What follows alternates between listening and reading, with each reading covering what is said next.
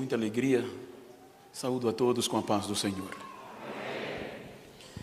Quero convidá-los ao texto que está no livro do profeta Ageu.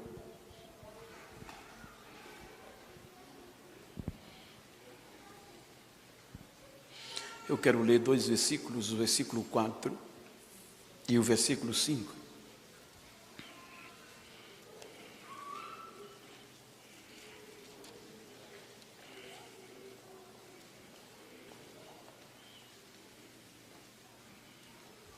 Amém? O texto diz o seguinte: coragem, Zorobabel, declara o Senhor. Coragem, sumo sacerdote Josué, filho de Jeozadak. Coragem, ao trabalho, ó povo da terra, declara o Senhor, porque eu estou com vocês, declara o Senhor dos exércitos. Esta é a aliança que fiz com vocês, quando vocês saíram do Egito. Meu Espírito está entre vocês, não tenham medo. Amém? Queiram tornar os vossos assentos. Enquanto os irmãos se acomodam, eu quero externar gratidão a Deus pelo privilégio de poder estar participando, cultuando convosco esta noite. Para mim é uma alegria imensurável e para isto externo a minha gratidão ao pastor Elias, que me deu a oportunidade de cultuar convosco, e eu só tenho a agradecer a ele e em seu nome a toda a diretoria, a todo o ministério, aos irmãos, que Deus recompense-os. Alegria de rever meu amigo pastor Dantas Júnior, sua muito digna esposa, irmã Elizabeth. Temos uma amizade já de alguns anos, fui muito amigo do pai dele e há um respeito mútuo, e por meio dele vim pregar sexta e sábado em Rolândia, no congresso. Ia voltar hoje à noite para Maceió e o pastor, ele me ligou em nome do pastor Elias para cultuar esta noite convosco. Queridos, eu tenho lido um texto e quero conciliar este texto a vivenciando tempos difíceis como nós estamos. Eu gostaria de falar-lhes sobre cantando em meio às lágrimas, baseado no que eu acabei de ler no recomeço.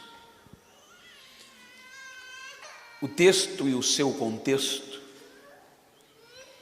ele nos dá motivação para não desistirmos independente das circunstâncias. Quando nós observamos a história, é bem verdade que a Bíblia no Novo Testamento, salvo engano, o apóstolo São Paulo escreveu que tudo quanto antes está escrito, foi escrito, é para o nosso exemplo. Então, nada melhor do que tomarmos a base da nossa fé, que vem por meio dos judeus. Estes judeus, este Israel que um dia fora escravo no Egito. E a Bíblia diz que Deus, com mão forte, os tira da escravidão e os conduz à liberdade.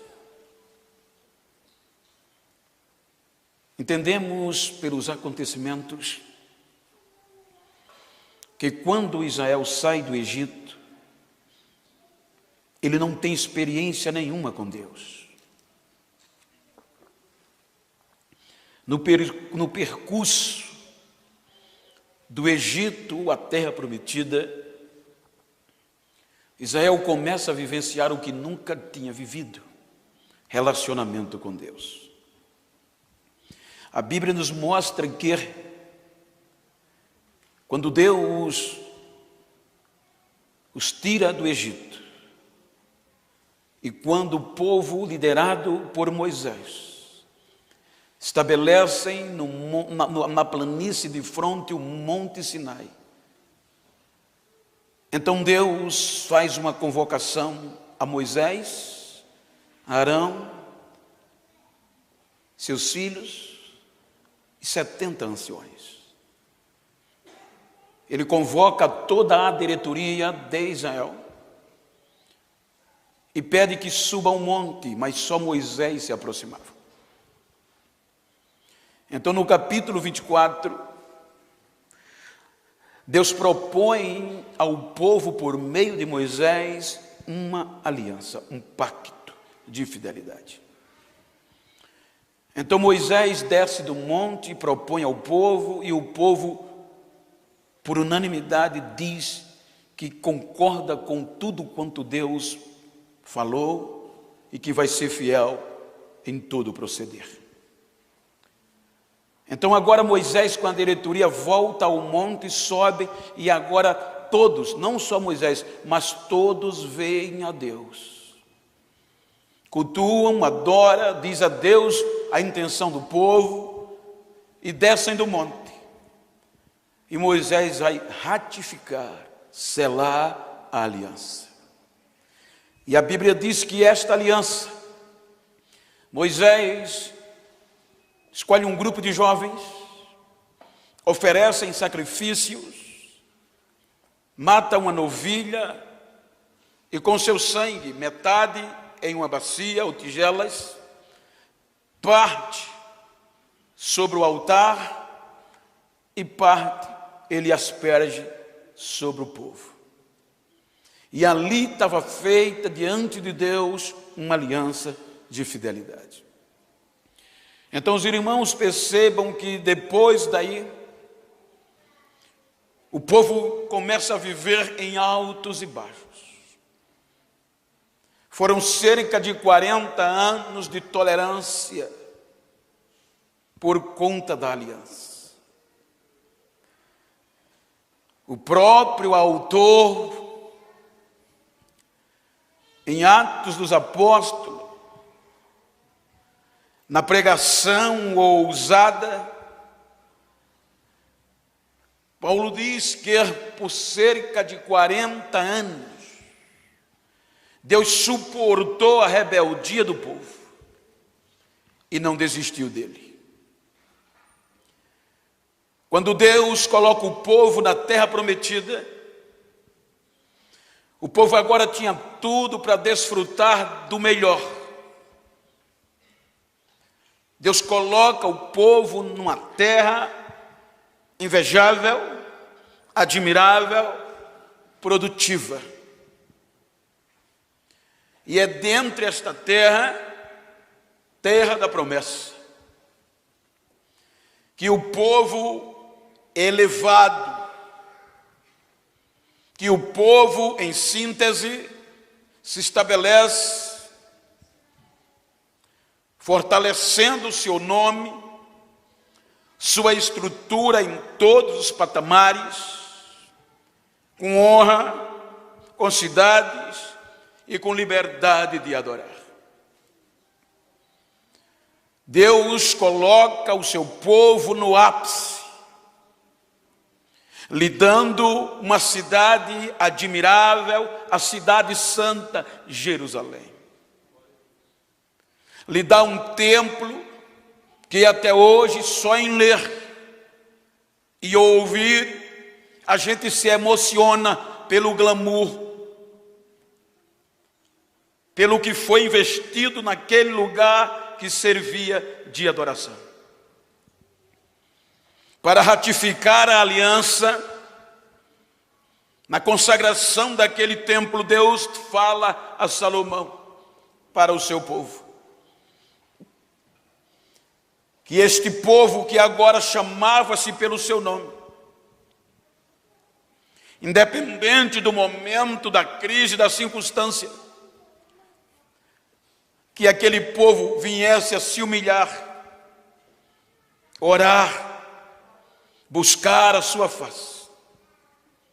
Ele dos altos céus ouviria e sararia a sua terra. Deus dá um muro de proteção, aonde toda a circunvizinhança temia confrontar a Israel pela história do deserto e pela estrutura que ela tinha. Israel vai crescendo,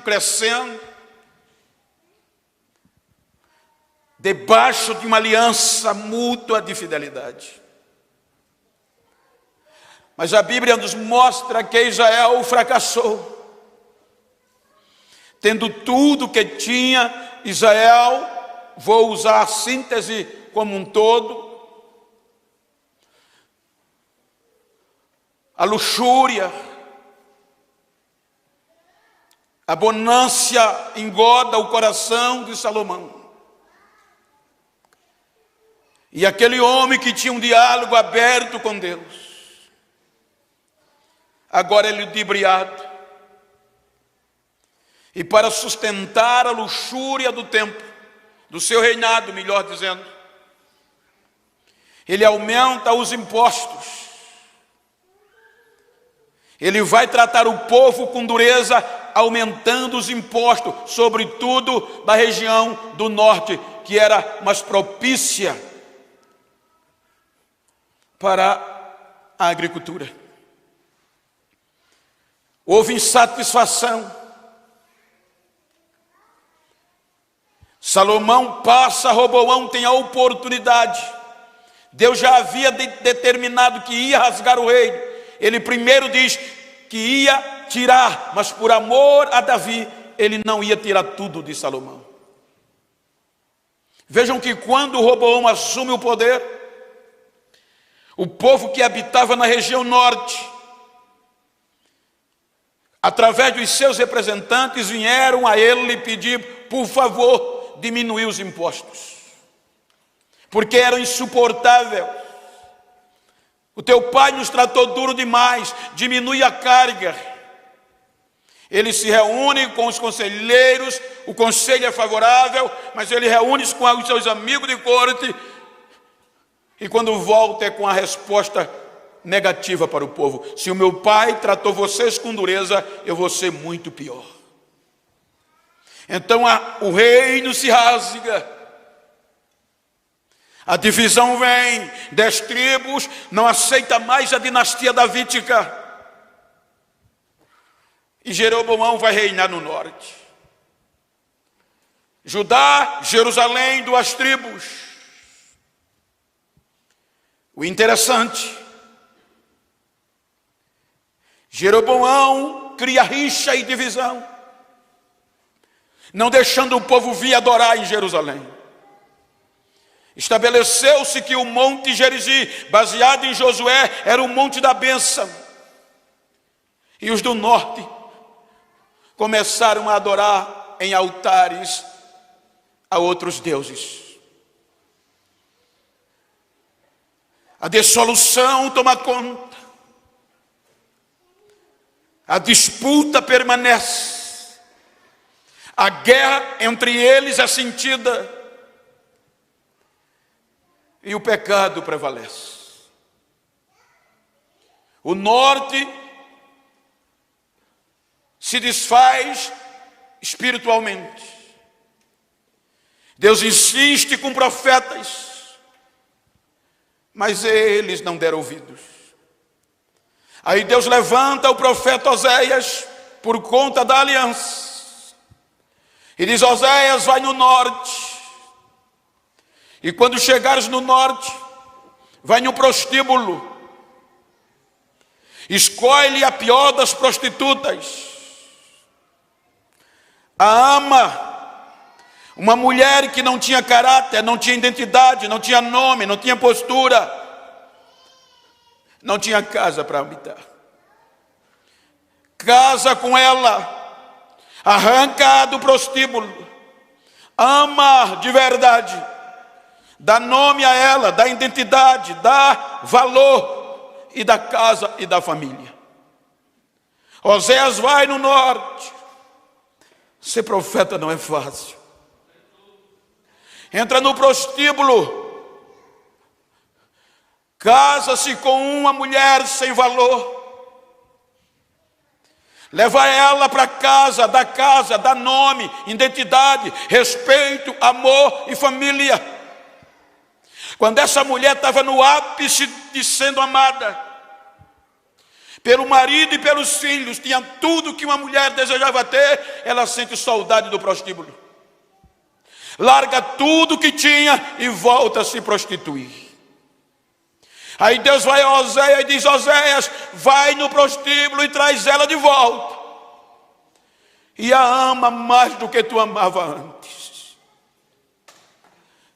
E quando te perguntarem que loucura é essa, você vai dizer: assim diz o Senhor, ó Israel, assim vocês fizeram comigo, mas eu quero vocês de volta. Por conta desta aliança. Mas Israel não quis voltar. Preferiu amar a Baal do que a Deus. Aí Deus, o sul, não se emenda, porque é bom aprender com os erros dos outros, mas o sul não aprendeu. Aí também se deteriora, aí Deus chama Isaías para confortá-lo. Mas Isaías não é ouvido como deveria ser ouvido. Veja que o estado do sul, Judá, quando Isaías entra em cena, ele demonstra um caos, e ele compara Jerusalém como um corpo apodrecido, do planta do pé, o couro cabeludo, cheio de pus. E Isaías diz que a gravidade não era a doença, era a dureza de coração. Eles não queriam ser untados com óleo, não queriam ser sarados.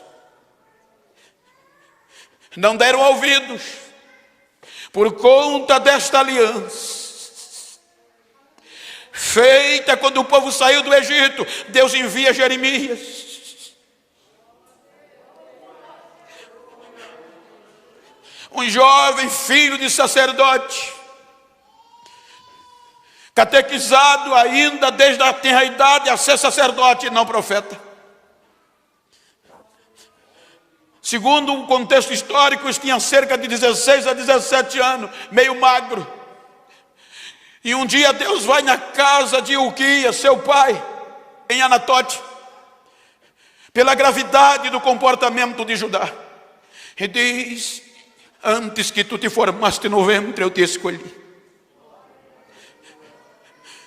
Jeremias teve medo, porque o burburinho era temerário nas esquinas, nas ruas de Jerusalém, na cidade sacerdotal de Anatote. O burburinho era de como o rei havia matado o profeta Isaías, como um pedaço de madeira cerrou no meio. Então, para um jovem profetizar, tendo em vista que a notícia era a ousadia, se falar o nome de Deus vai ser cerrado no meio, ele diz: Senhor, eu sou inexperiente, eu não sei o falar, eu sou uma criança. Não diga que não passa de uma criança, porque aonde eu mandar você ir, você vai. O que eu colocar na sua boca, você vai falar. E o que motiva é: e eu serei contigo para te livrar diante deles. E Jeremias, em síntese, entra falando do arrependimento, para Judá voltar-se a Deus. Mas Judá não dava ouvidos. Parecia que Jeremias falava para o vento. Um dia ele, ousado, chegou na porta do templo e entrega uma palavra de reconciliação. A Bíblia diz que o chefe dos sacerdotes, chamado Passur, o esbufeteia e o amarra na porta do templo.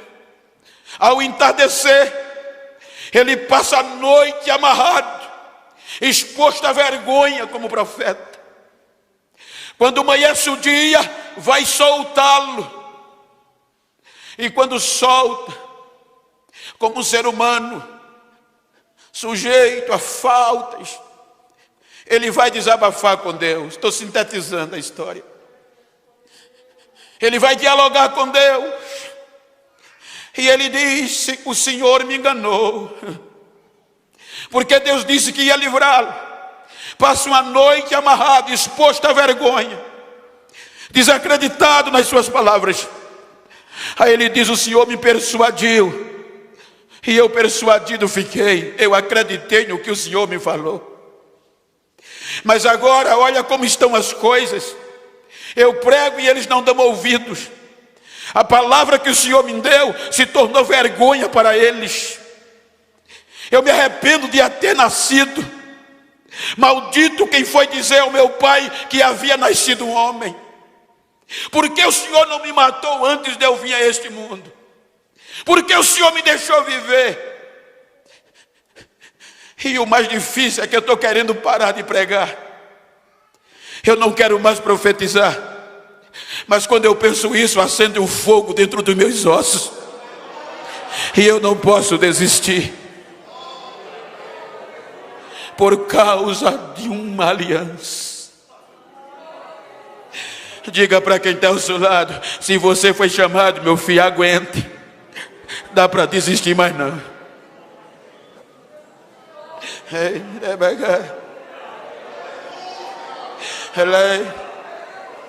A nossa história não é composta de glamour, mas de sofrimento.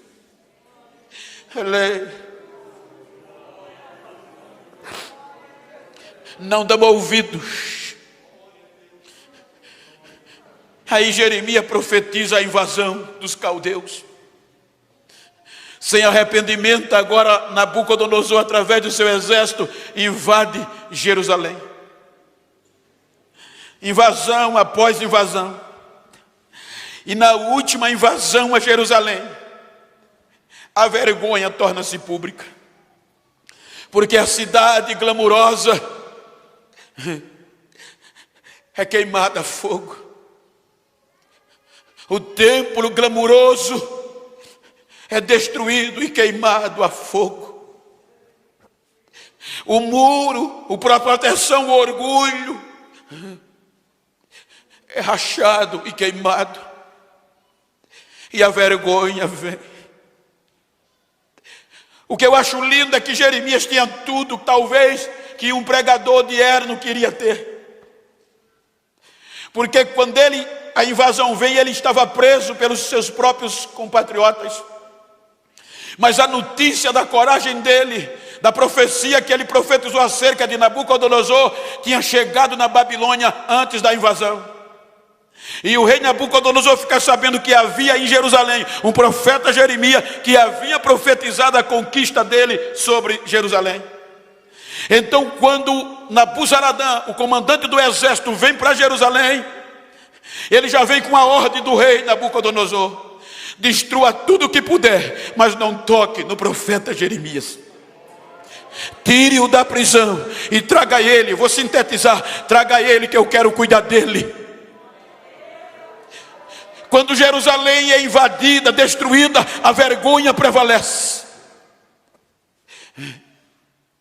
E agora o comandante geral do exército chega para Jeremias e diz: eu tenho ordem do rei para levar você comigo, para cuidar de você, porque aqui não tem mais futuro. Jeremias disse: eu não posso ir.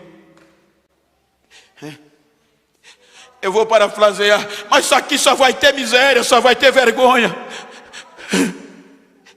Mas do mesmo jeito que eu profetizava no glamour, vou profetizar no meio da miséria.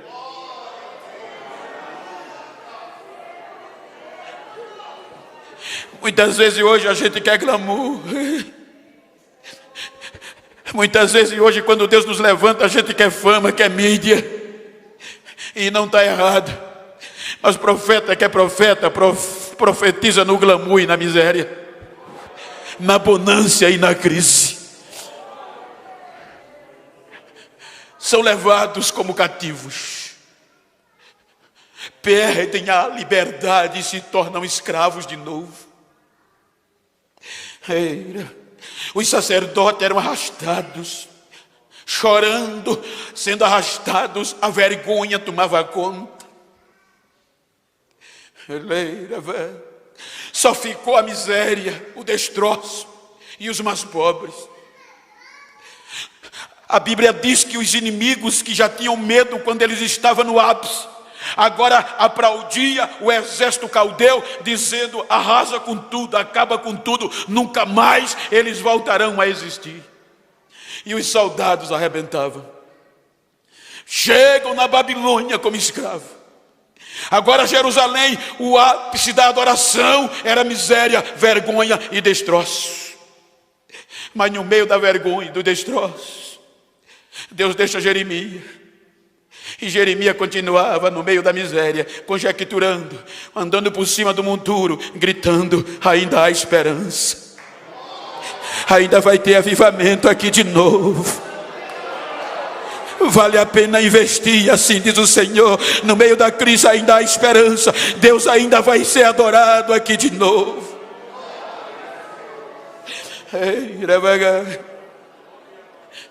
Deus pega Ezequiel, filho de sacerdote, Buzi, e joga no meio do povo por conta da aliança.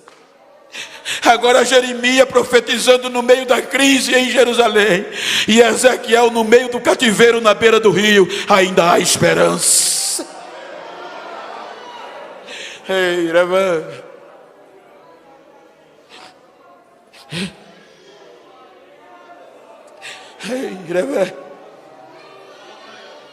Ainda há esperança. Ainda vai ter louvor em meio às lágrimas.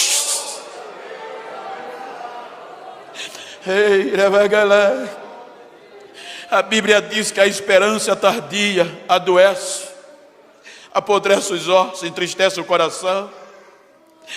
Os anos se passam e nada.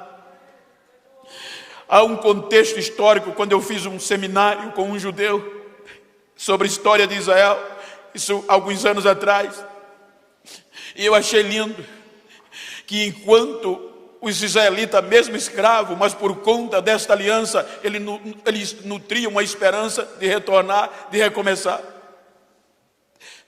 a ponto que eles acreditavam que esta aliança, através das palavras, ela era intrínseca na medula óssea de cada judeu, e nada podia arrancar essa esperança, porque estava no tutano do osso.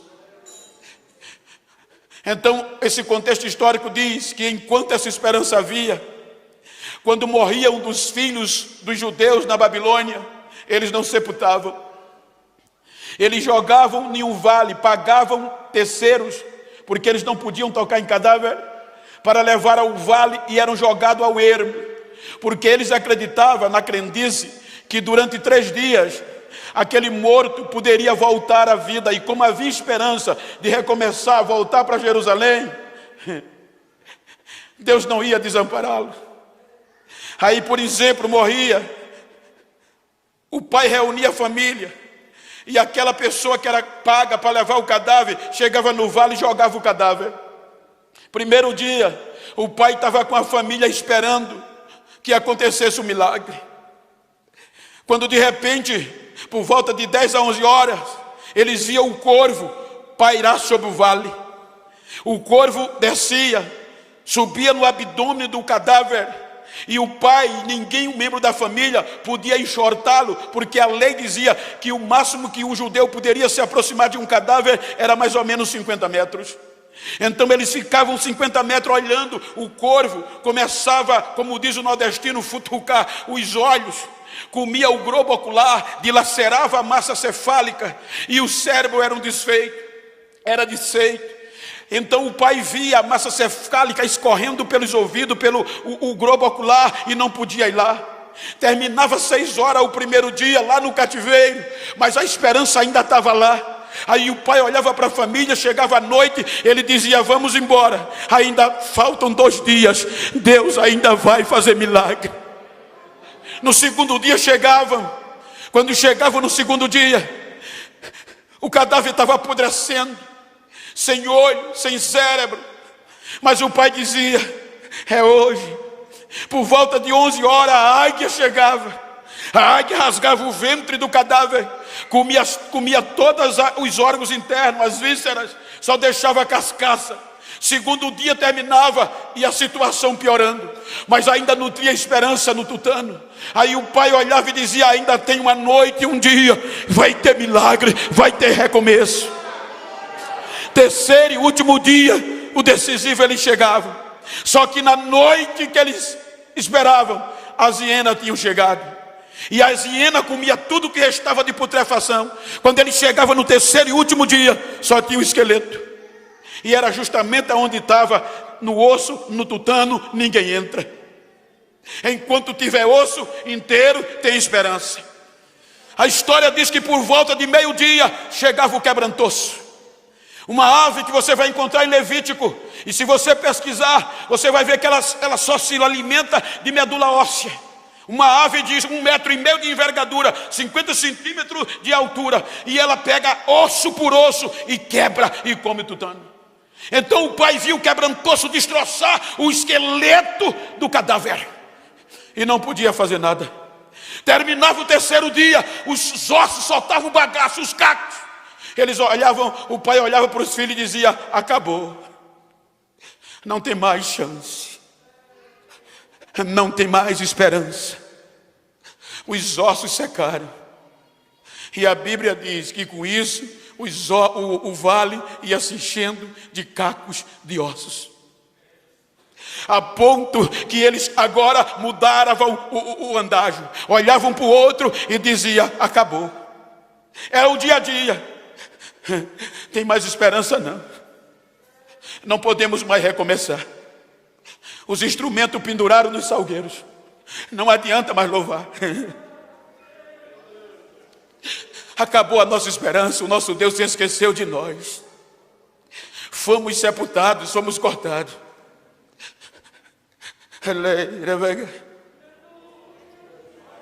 Mas na beira do rio Quebar ainda tinha um remanescente chamado Ezequiel. Ainda há esperança. Ainda há esperança. O povo reclamava, acabou. A reclamação do povo chegou a Deus. Aí o Salmo 137 diz que quase 70 anos sem esperança, sepultados, que o andajo. Aí eles acordaram um dia diferente. A Bíblia diz que aquele dia, eu vou conjecturar, eles acordaram chorando. Batia na porta do outro. Lembrava do tempo que cantava na orquestra. Aí abria, batia, quando o outro abria, as lágrimas caíam. O que é que está acontecendo? Saudade. Saudade de quê? De Sião. Saudade daqueles cultos.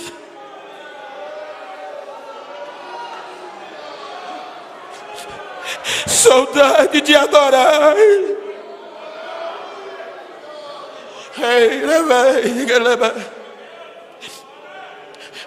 A Bíblia diz que eles saem de casa e vão para a beira do rio. Chega na beira do rio, coloca a cara no chão e começam a chorar, urrar. E qual era a dor? Saudade de adorar. Saudade daqueles cultos. Eu vou abrir aspas, lembra como a gente era?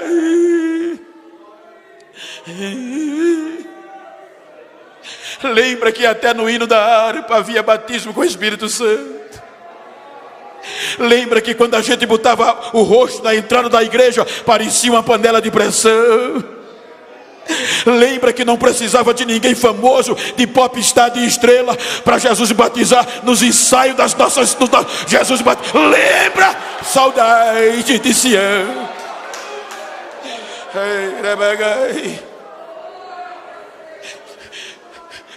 Aí os inimigos aproveitaram. Os inimigos não sabiam da aliança. Israel quebrou, mas Deus era fiel. Mesmo o povo sendo infiel, Deus permanece fiel. Os inimigos chegaram e o Salmo diz: aqueles que nos trouxeram cativos zombavam de nós e diziam: cantem, alegram os nossos corações, cantem agora um daqueles hinos que vocês cantavam. E diziam: como cantar em meio a lágrimas? Como cantar em meio à crise? Como nós podemos cantar em terra estranha? Como podemos cantar em meio a essa desgraça? Mas um grupo, me ajuda aí quem tiver um violino, dá aí, por favor. Vocês vão entender. Eu vou conjecturar para que você possa entender.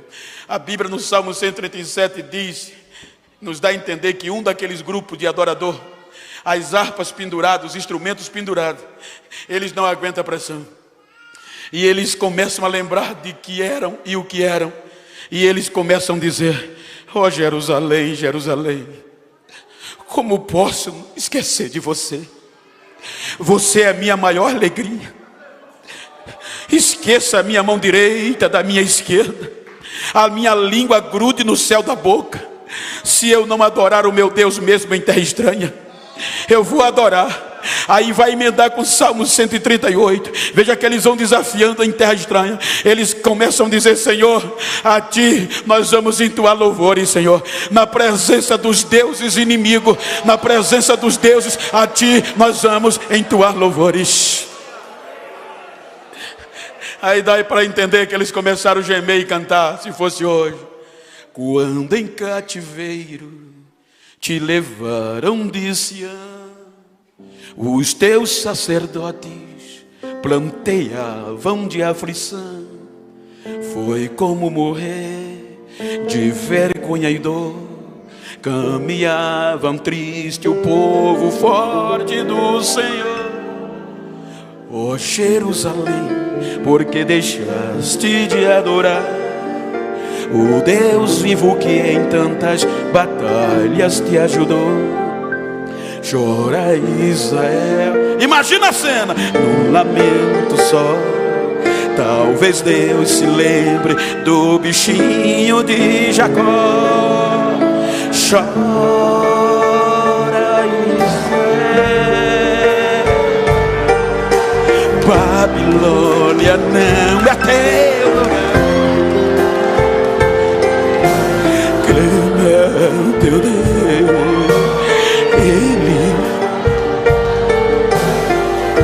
Inimigo te libertará. Na presença dos deuses a ti entoarei.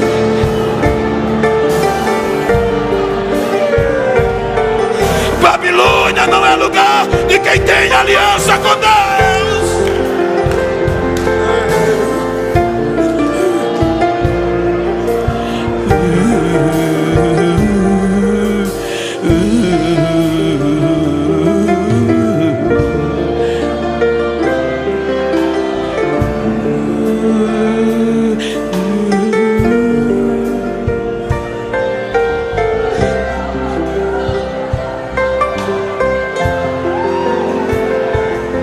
Adore, adore. Babilônia não é lugar de quem tem aliança com Deus. A crise não pode apagar a nossa esperança.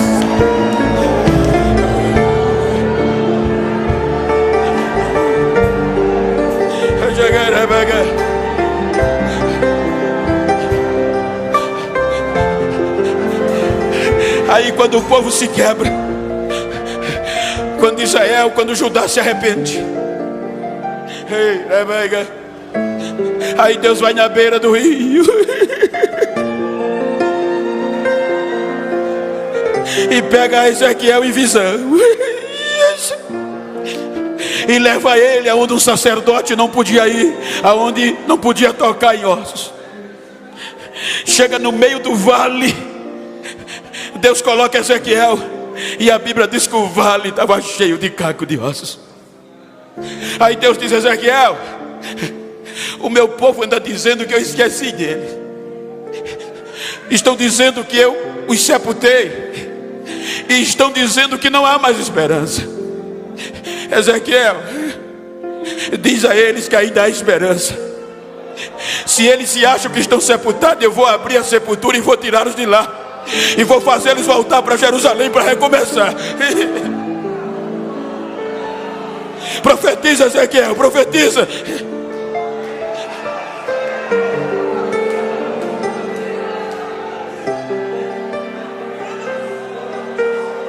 A anatomia do nosso corpo diz que nós na fase adulta temos 206 ossos. A tíbia, caixa craniana, caixa torácica. Se os maiores estavam só em cacos, imagina os responsáveis por ouvir a bigorna, martelo, estribo, que são menores. Se os maiores estavam em caca, onde estavam os menores? Não dá para imaginar. Profetiza, Ezequiel. Profetiza, recomeça, Ezequiel. Ossos secos.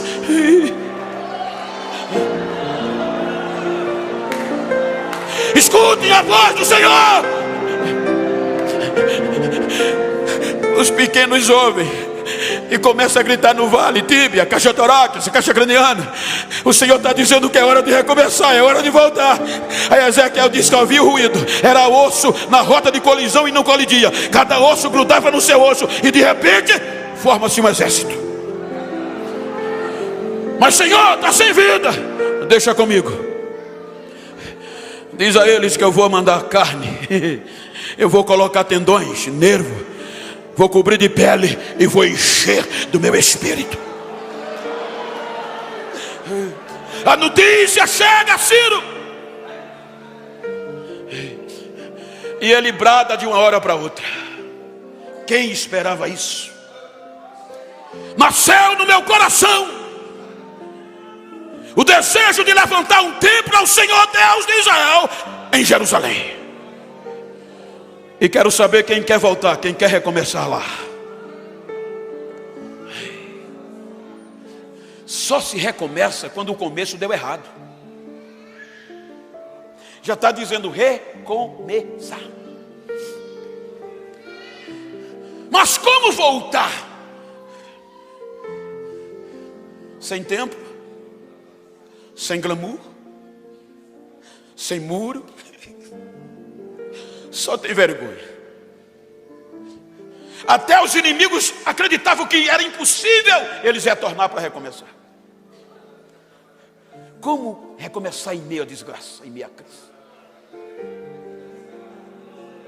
E muitos se deram bem, o cativeiro não foi todo o prejuízo. Cerca de 42 mil judeus, agregando os escravos, chegou a 50 mil. Diz, tem outro jeito não. Vamos recomeçar. Mas lá só tem miséria, lá não tem glamour. Mas vamos voltar. O que é que a gente tem para recomeçar? Só a vontade. Só os instrumentos para adorar. E pega o caminho de volta. Quando eles pegam o caminho de volta, a notícia eclodiu nas vizinhanças. Sabe quem está recomeçando? Sabe quem está voltando para Jerusalém? Os judeus. Não acredito. Aí os inimigos subiam a montanha, quando olhava para baixo, Israel ia voltando. Aí ele disse, queixo caído, dizia, não dá para acreditar. Grandes coisas. Os inimigos tiveram que gritar isso, grandes coisas fez o Senhor com eles.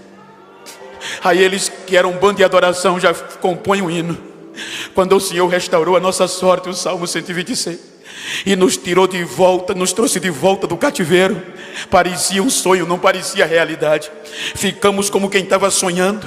A nossa boca se encheu de riso e a nossa língua de um cântico novo. Então entre as nações se ouvia dizer, grandes coisas fez o Senhor a eles. É verdade, é por isso que nós estamos alegres. Chegam em Jerusalém, só miséria,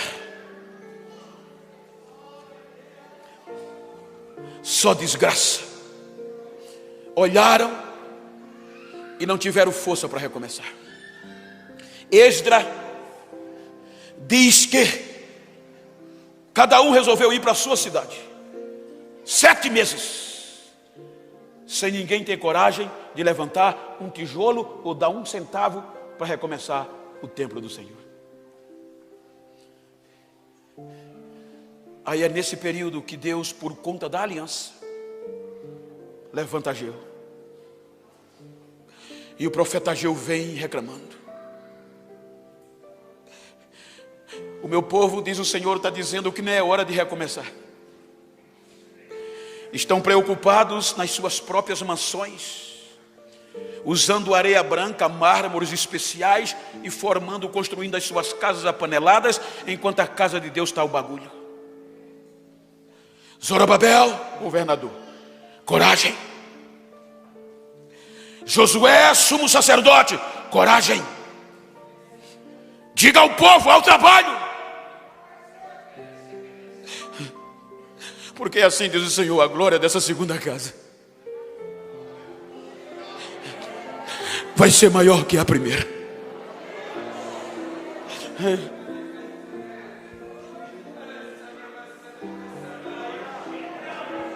Como recomeçar? Um povo acostumado a adorar em meio ao glamour, em meio ao ouro, a estrutura gloriosa do templo de Salomão. Aí o sacerdote Josué levanta o altar em meio às cinzas, em meio ao monturo. Vamos começar pelo altar. Mas como levantar um altar em meio aos cascalhos, em meio ao monturo? Só é o que a gente tem. Vamos recomeçar. Chamou os obreiros e sacerdotes e convocou o povo para adorar. O povo veio, ofereceu sacrifício em meio ao monturo, em meio à cinza. A única coisa que tinha era o medo da invasão dos inimigos e a fé. A fé prevaleceu e eles adoraram. Depois da primeira adoração, Esdras diz que o povo abriu o bolso e começou a contribuir. Aí os líderes contrataram pedreiros e cavaram os alicerces de novo do templo. Aí Esdras diz que quando lançaram os alicerces, aí foi motivo para um culto em ação de graça. Aquele povo, na maioria, que era acostumado a adorar no glamour. Quando os alicerces foram lançados, aí há um culto em ação de graça. Esdras mostra no capítulo 3 que foi um culto tremendo. Sacerdote, tudo bonitinho. Os músicos, os anos na Babilônia não corrompeu os bons princípios, porque a ordem era: ninguém pode cantar inovação, só vai ser os hinos compostos por Davi. Vamos voltar ao princípio. Vamos voltar ao princípio. Tudo bonitinho, mas como só tem cinza, só tem poeira, só tem cascalhos? Tem problema não. Aí quando chegou o dia do culto, que os alicerces estavam prontos, aí Esdras diz que os sacerdotes, aqueles sacerdotes que serviram ainda no templo de Salomão, os pais, os mais velhos, que tinham adorado no templo de Salomão, em ver a poeira, a bagunça, o cascalho, só os alicerces, eles choraram. A lágrima caiu lembrando da primeira glória, diz Esdras. Enquanto eles choravam, enquanto as lágrimas de tristeza caíam, porque não parecia verdade, Esdras diz que no meio daquele povo tinha uma nova geração de remanescente, que enquanto os mais velhos lembravam da glória passada e choravam, eles cantavam, eles enchiam o peito e gritavam de tanta alegria só pelo fato de ter voltado, que o barulho era tão grande que ninguém sabia discernir quem estava triste e quem estava alegre. O barulho chegava longe, eles cantando só por conta dos alicerces.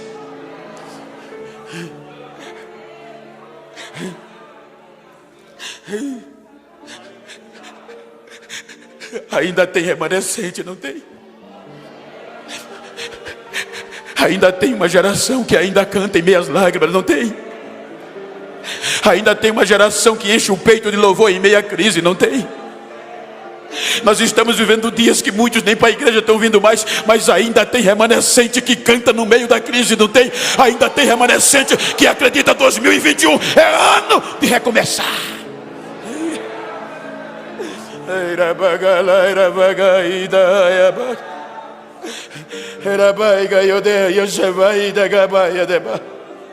Coragem. Coragem. Coragem. Deixa eu ouvir o barulho da geração que canta em minhas lágrimas. Tem muitas igrejas, com todo respeito ético e eclesiástico, que você não pode dar mais glória. Tem muitas igrejas nos nossos dias que, se você falar em mistério, o paletó é puxado. Mas neste domingo eu sei que eu estou na Assembleia de Deus, e ainda se pode ver o barulho de glória, de louvor, de adoração em meio à crise, em meio às lágrimas. Deixa eu ouvir o barulho de Londrina, deixa eu ouvir o barulho pentecostal, deixa eu ouvir o barulho de uma geração remanescente que ainda canta em meio à crise.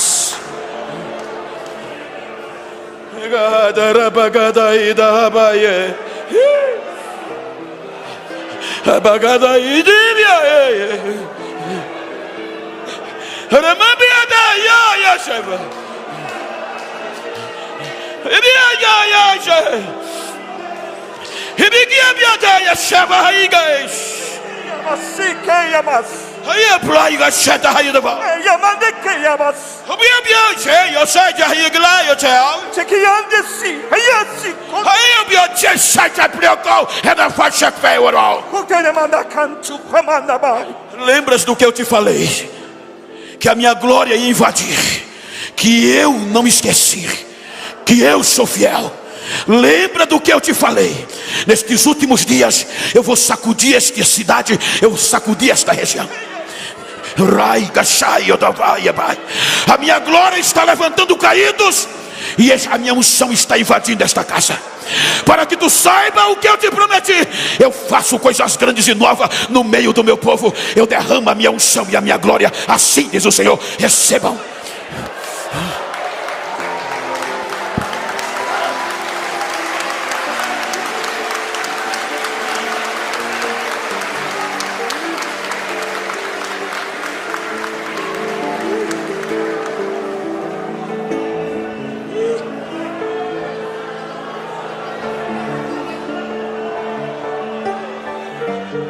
Fique de pé, por favor.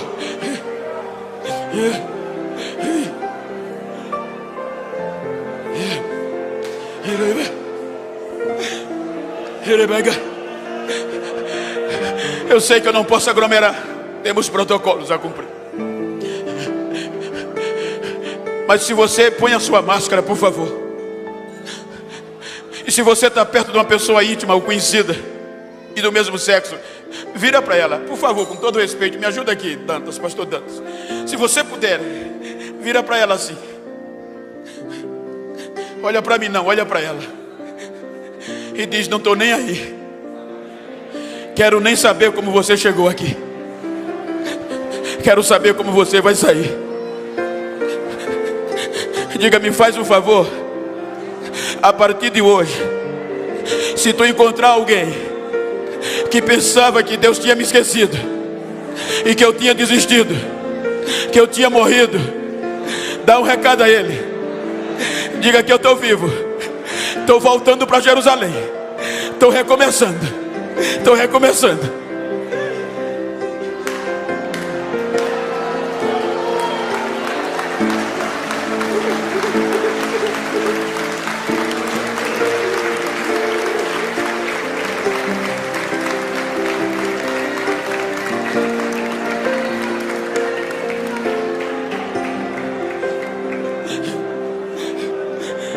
Eu quero saber onde está a primeira pessoa para recomeçar.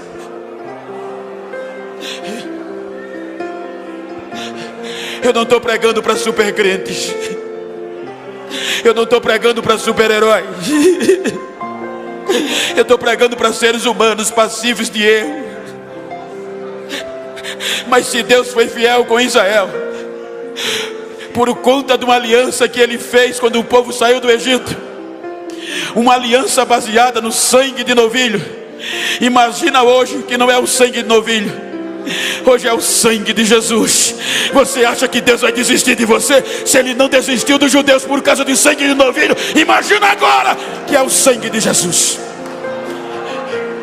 Tem uma família aqui, eu quero ver você, saia do seu lugar. Venha. Há espaço para o distanciamento aqui. Talvez você chegou aqui desacreditado. Venha. Venha. Venha. Venha. Venha. Venha, venha, venha, venha.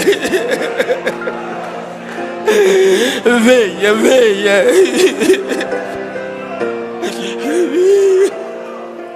Coragem. Coragem. A glória do recomeço vai ser maior do que quando era antes. Por causa de uma aliança que eu fiz convosco na cruz. Não foi por merecimento, foi por conta da aliança. Venha, sim, venha. Venha, venha, filho, venha, filha.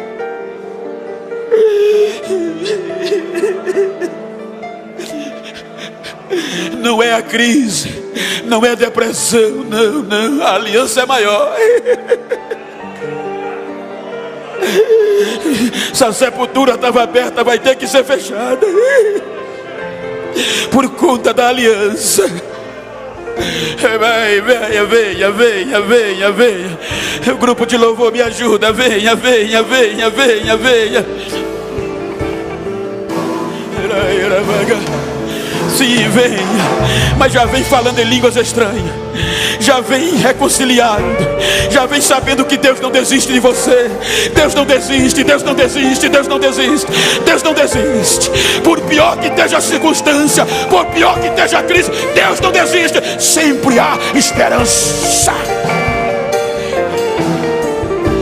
Ainda há esperança.